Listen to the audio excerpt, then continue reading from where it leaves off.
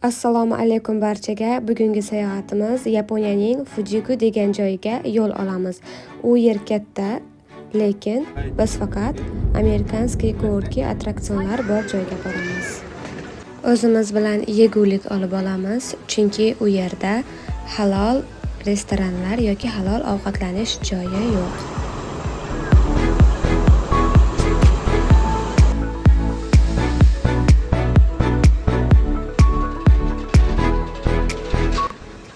Men uchun birinchi marta u joyga borishim, ozgina hayajon va qo'rquv bor.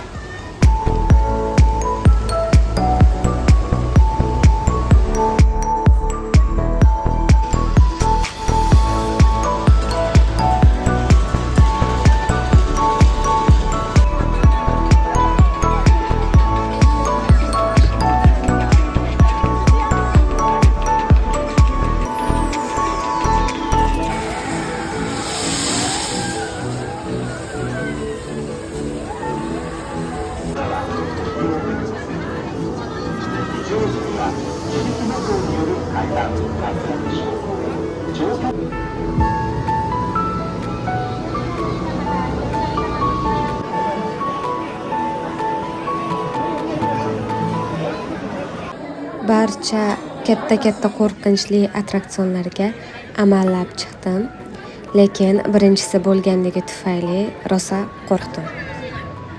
Qo'rqmaganim faqat zanjirli baland osmonda aylantiradigan mototsiklda va soatda uchish bo'ldi.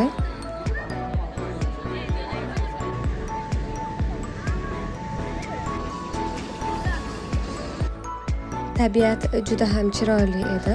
Kuzda ayniqsa daraxtlarning barglari juda boshqacha edi.